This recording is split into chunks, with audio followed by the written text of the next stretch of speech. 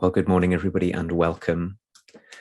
This is Lizzie and Justin. We are here again for another week of our Turning Towards Life conversation and practice. And welcome, Lizzie. I'm always so glad that you're here and that we get to be here together to do this. And welcome, everybody else. Thank you for joining us. We know that many people join us from all over the world and in lots of different ways, with us live in our Facebook group, our Turning Towards Life Facebook group, or on podcasts or on YouTube. And you may be listening to this today, the 16th of October, 2022, but who knows how far in the future you might be listening to this. And whichever way you do that, you're really welcome to be with us.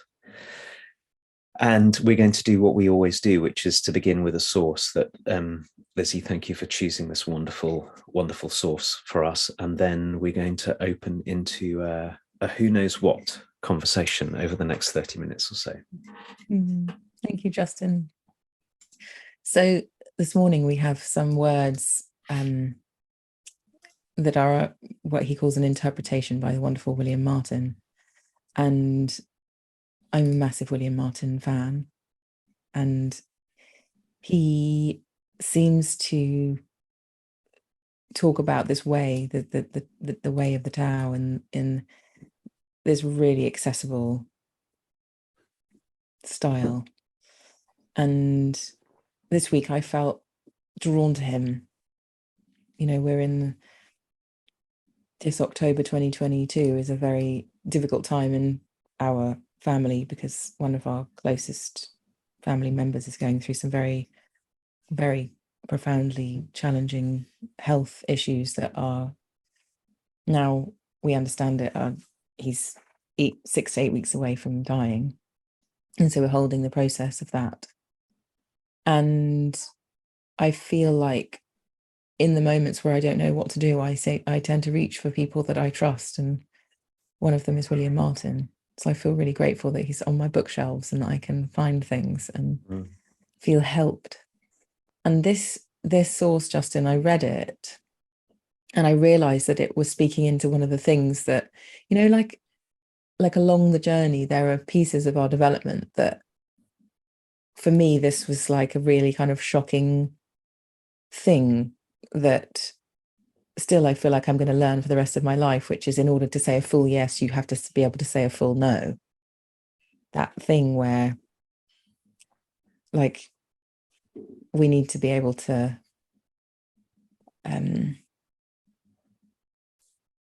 have both things there. And I feel like this source seems to,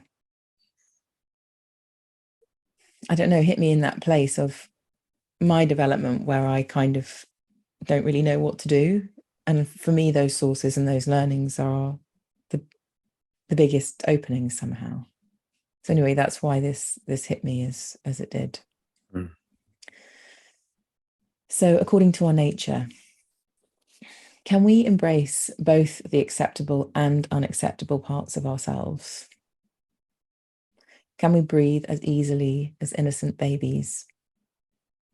Can we see the world clearly and without judgment? Can we act with loving kindness, yet remain unknown and unsung? Can we watch all things come and go, yet remain undisturbed? Can we accept our countless thoughts and opinions, yet not take them seriously? If we can do this, we are acting according to the virtue that is naturally ours, nourishing all things, but possessing nothing, enjoying all things, but clinging to nothing, working diligently, but claiming credit for nothing. Growing is wisdom, but controlling nothing.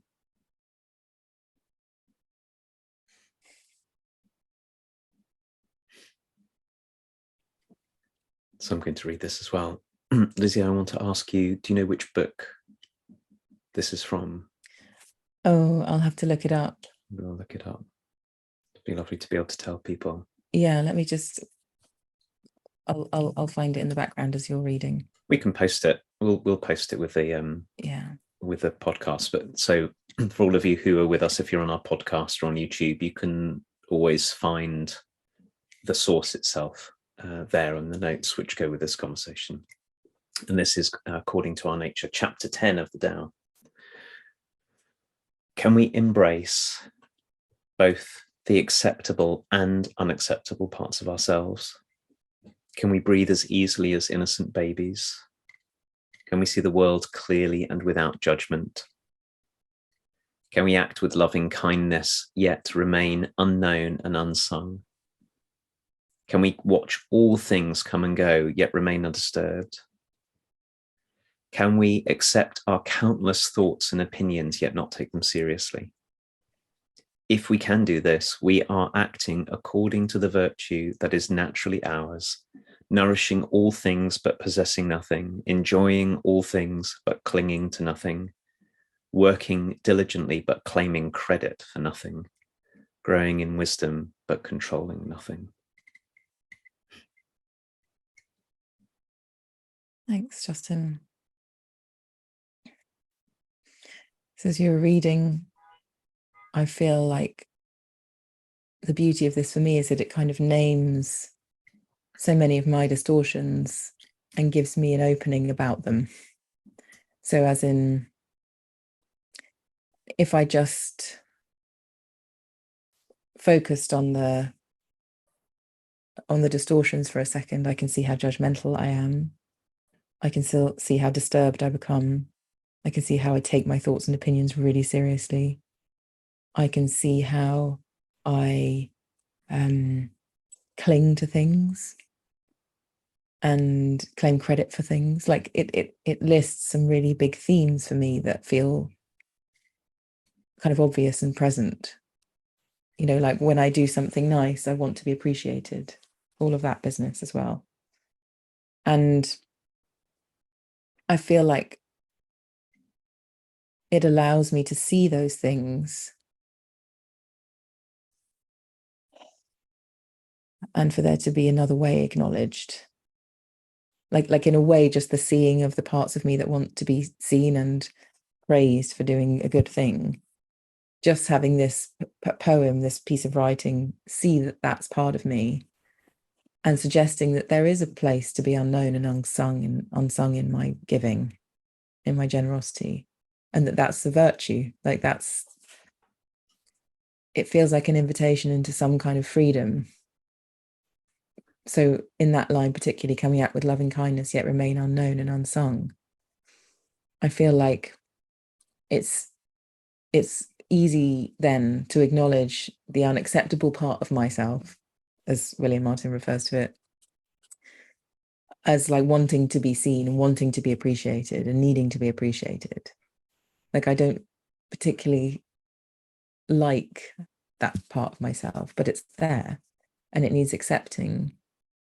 And then I can see that there is a possibility of being unsung and unknown in it that's possible. That's a thing that can happen as a human being. And so then I go, oh, okay, I can kind of live into that a little bit more. I can be with that tension of wanting to be recognized and not being recognized. And instead of going down the route of feeling wounded and blaming somebody and thinking this is ridiculous, why doesn't anybody appreciate anyone around here? I can go, oh, this is an opportunity to live into the unsungness and the unknownness, knowing that it's itself like an articulation of a particular path that leaves me with the freedom of just my experience of the actual, whatever that loving kindness was, rather than needing it to be something that gets validated by the world.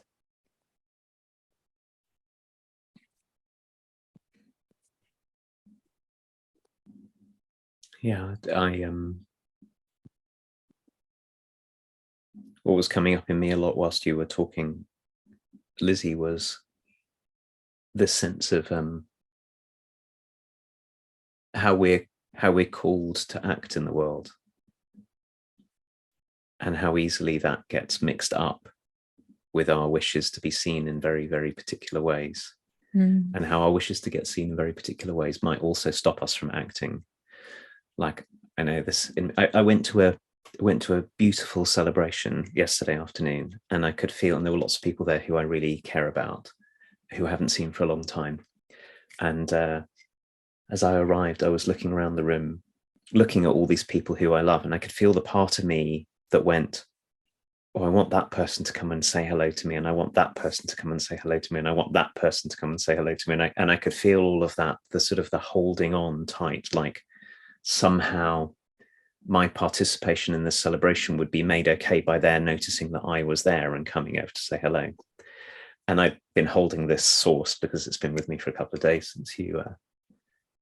since you shared it, and feeling into it. Okay, so what would it be like instead to breathe out of all of that clinging to it, having to be a particular way, instead to go, my role here is to contribute to this being a celebration, and who knows who I'll speak to, and who knows who will notice that I'm here. Maybe none of the people I really want to notice, maybe they won't notice that I'm here, and that's fine if I can let go of the second side of all of these. And then I can be here and act with, so actually this line, just in going, simple thing of going to somebody else's celebration, can I act with loving kindness and yet remain unknown and unsung?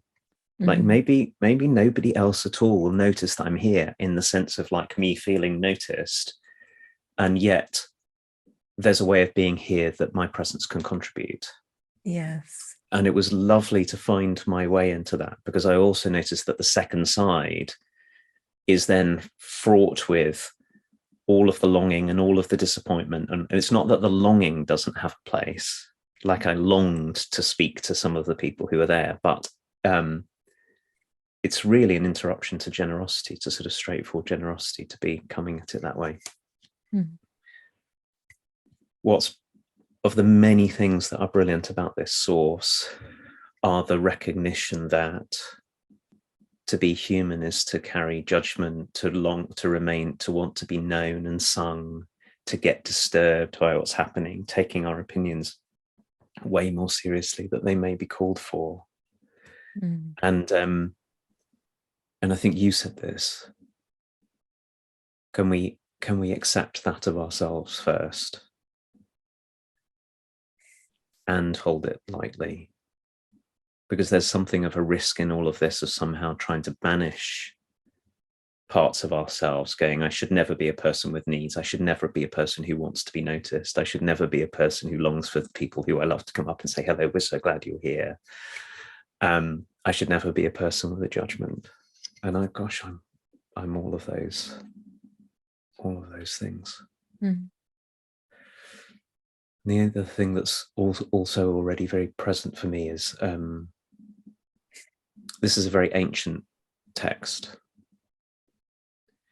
and it speaks right into, I think that Lao Tzu, who originally wrote this, and then William Martin in translating it and interpreting it, they're both speaking into something that is still really with us, that must have been with Lao Tzu, which is how our culture teaches us that we should not accept the unacceptable parts of ourselves, that we should have strong judgment, that we should get known and sung, that we should hold on to our thoughts and opinions very seriously, that we should possess everything, that we should cling to everything, that we should claim credit for everything, that we should control as much as we can control. Those are actually the sort of dominant stories that we still have in the early 21st century about what being a successful, proper person is. And which doesn't allow much room for this other side that allows us to breathe as easily as innocent babies in the midst of what we're in the midst of. God, as you're talking, Justin, I'm feeling you used the word longing before. And I feel my own longing for the kind of inner freedom that this holds for us, like the vision of this inner freedom that is painted, that we can entertain and we can wonder about, and we can, you know, given our culture, as you say, is so invested in us remaining in the second part of each of these places, I feel like I know very well the kind of pain that comes from the clinging, and the pain that comes from taking myself seriously, and the pain that comes with trying to be undisturbed all the time, and the pain that comes with so much judgment, and the pain that comes with not accepting myself and pushing pieces of myself away only for them to come back and bite me even harder next time. Like, I feel like I really know that pain. And so for there to be a kind of path that's painted out for us that suggests there is a possibility of some kind of liberation from all of those dynamics inside of ourselves feels like profoundly compelling to me. You know, I feel really, really interested in the first piece of each of these sentences, because I feel so well acquainted with the second pieces. And I kind of also know that I'm never not going to be well acquainted with the second pieces. Like, if I just let things carry on, I'll keep judging, I'll keep, you know, it's just going to be like, as you say, it's so human. It's never not going to be here. But I feel like it's I don't know, like, I feel the longing, I feel the call to understand and to feel into and to cultivate the first bits of the things that are said, because it's new. Every day it's new because of the strength of the habitualness of me. So every day the question of, like I said, acting with loving kindness and remaining unknown and unsung, like, because there's so many parts of me that are so dominant that want to be seen, I feel like the opposite is a really compelling inquiry, because it's always going to be brand new, given how habitual I think I am, and lots of us are, probably all of us are. And so I kind of, yeah, I'm feeling a profound kind of gratitude for the articulation, and as you said, the ancientness of this, because it just means that this is what humanness is. But without anyone painting the first part of the sentences, how would we ever know that any kind of freedom other than our own internal habitualness was even possible? So I'm so grateful that there have been some humans along the way who have done so much of the work for us, of kind of mapping out and showing us another way. Lao Tzu being one of them, where somehow someone got to see the human condition and more of, because it's not the human condition to be able to let things come and go and to not cling, but it is very obscured by the culture that we live in now, and clearly the cultures that we've lived in for a very, very long time. So I feel really glad that there are these, I don't know, people's shoulders that we can stand on, or people who've led the way, or ones who've seen more than is typically possible for a human to see, so that those of us who aren't enlightened to all of this have a way of joining in.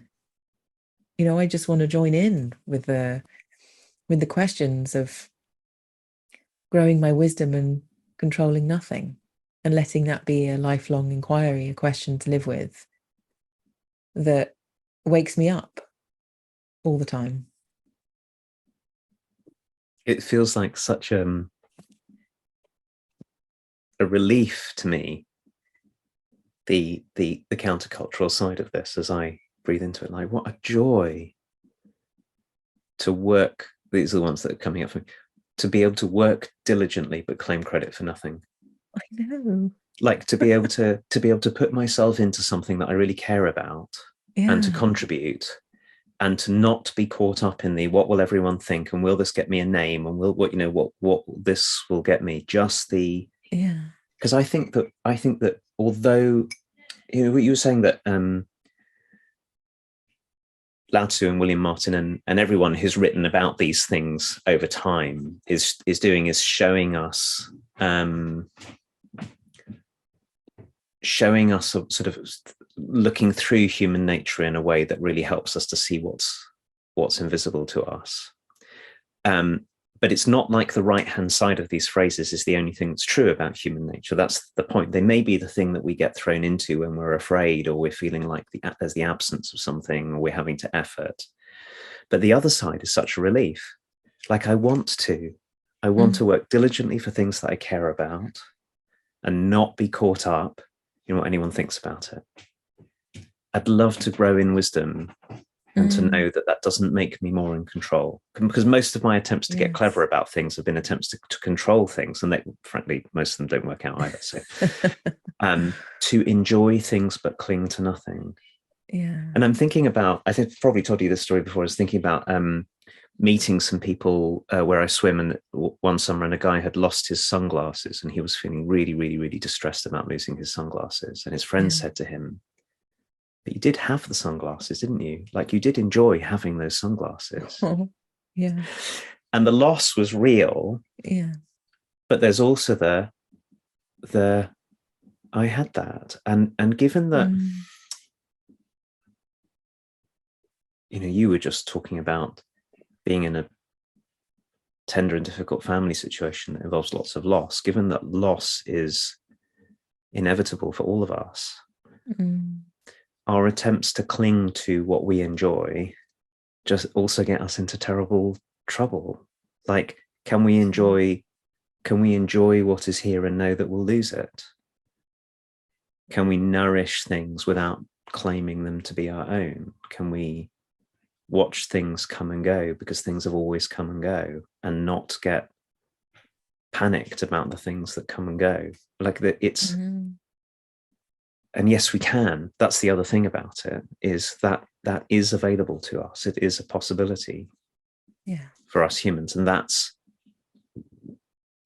why I finding myself growing in joy at reading this and talking about this with you, because it doesn't seem to me like the countercultural side or the counter habit side is so hard. It's hard, yes, in one way, because the pull of being in control and clinging and everything is so strong in us.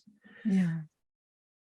But I wonder that it's also not that far away, the side that allows us to, what was the other line? To act with loving kindness and remain unknown. Yeah.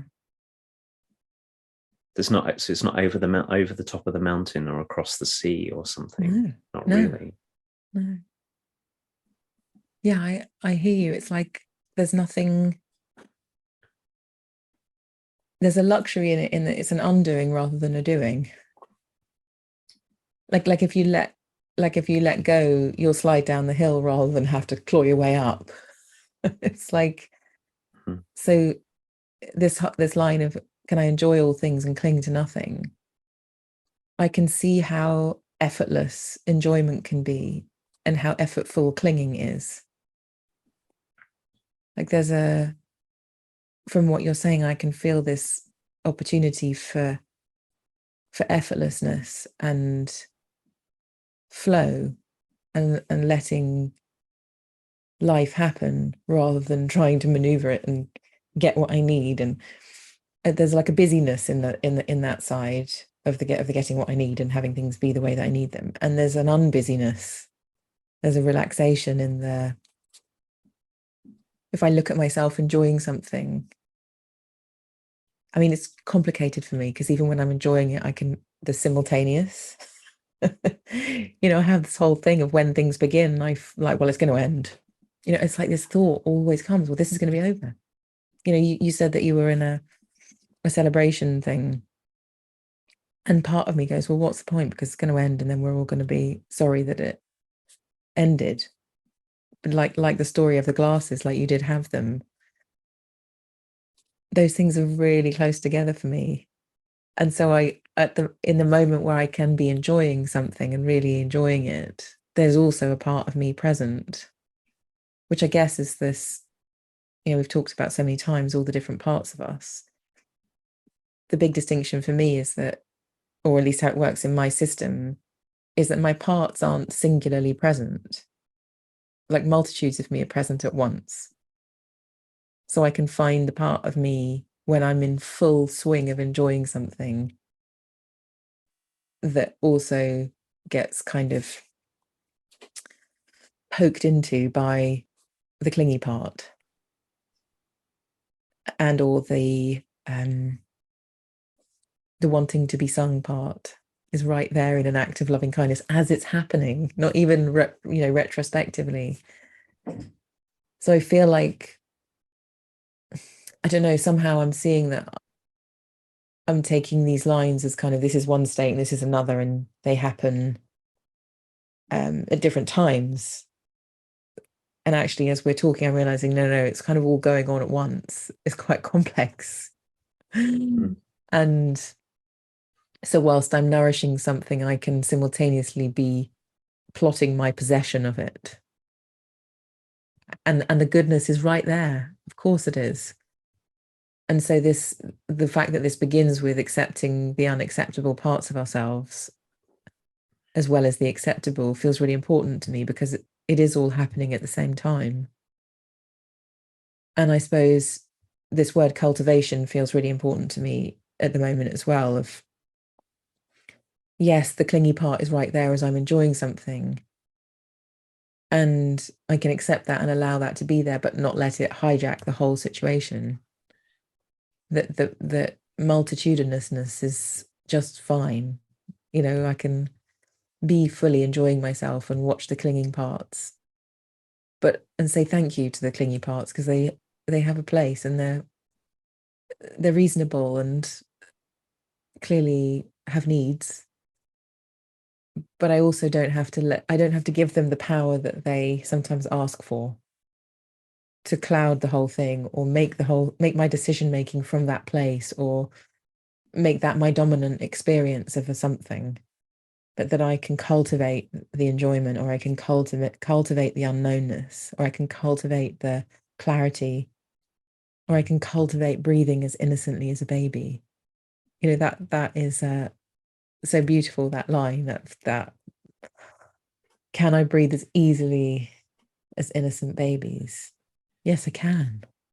The answer is yes. But I have to cultivate that. I have to long in that way and let that be a possibility for myself. And I can do that. I can do that. In this moment with you, I can say, I can breathe as innocent as a baby. And it takes my awareness and my longing and my ability to practice and imagine and work my way into something, which we can all do. We're given that as humans. It's such a relief and a joy to feel the truth in what you were saying, or everything you were just saying just now, that all of this is in us all the time, which means that of us which feels afraid because of the absence of things and is desperately trying to fill in, all of those parts of us are present, but also that of us which feels the presence that we can trust is here too. So knowing that we're that complex all the time, and that we're never just one thing, is a real relief. And then knowing that we can choose to cultivate.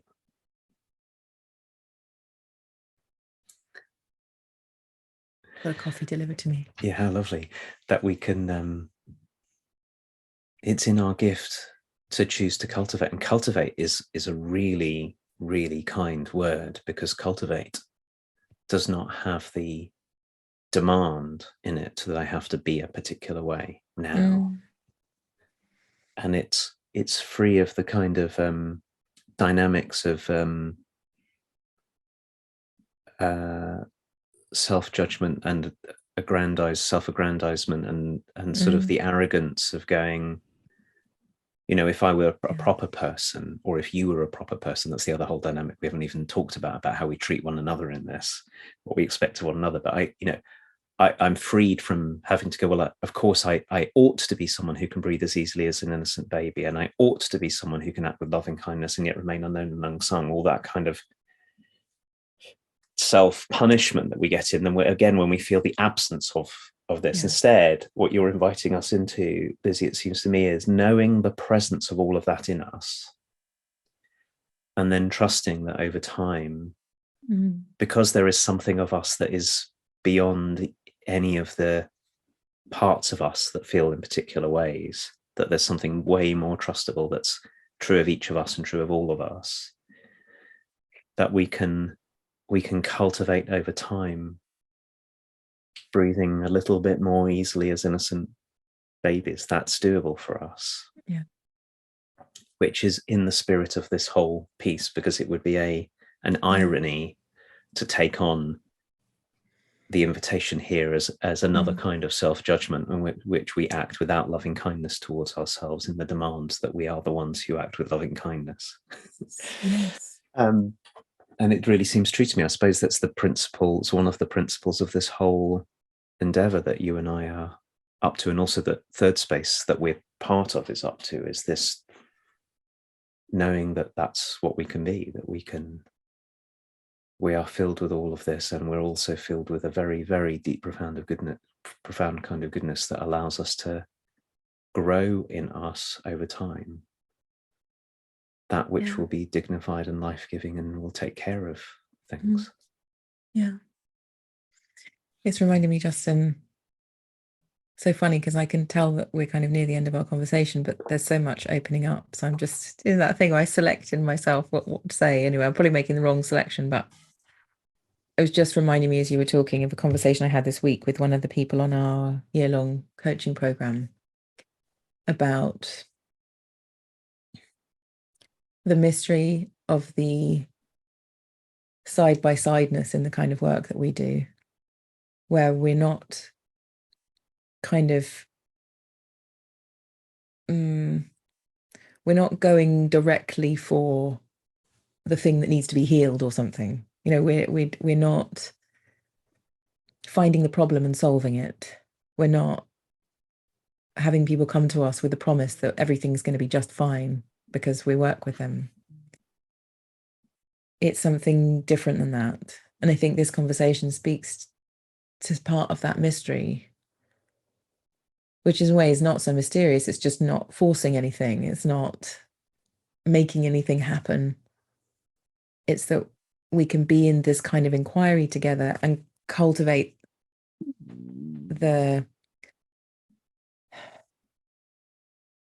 that of us, which might be asleep, but we can awaken things and create. Like we can be creative as a human life. Not even how beautiful if it was a piece of art, but just in ourselves we can create. And it feels like that's what this conversation is about, is the joy of, and the kind of relief, as you keep saying, the relief that there's something that I can create here that would be mine to create. Like I it's innate. It's not like I have to go anywhere or find anything or do anything. It's in this beingness right now that these realms of cultivation can happen. And sometimes it really does take someone to be with us, just like we're being with each other now, to have these threads like come out in language and in wondering and in inquiry. Because I know me on my own with this is wonderful. I can sit and reflect on this. But the thing that happens between us as we're together in the conversation doesn't happen when I'm on my own. Because it matters that it's like I'm seeing the value of the togetherness, and the conversation about these things is where so much of the learning for me happens. So much of the growing, as it says, so much of my growing wisdom happens. Because we're in it together. And I'm so grateful that that's just true about humans. I'm so grateful to be here and for us to be doing this together. So thank you, Justin. Mm. And thank you everyone for being with us. And by the way, Justin, this is from William Martin's blog. So I know it's from one of his books, but he uses the pieces of his book to put in his blog, and I follow him. So we can put the link in the notes. Yeah, we'll do that. Cool. Okay, everybody, thank you so much for being with us. Thank you, Justin, as always, for turning up and for us being here. And we will be back next week for another Turning Towards Life. Thank you, Lizzie. Thank you, everyone.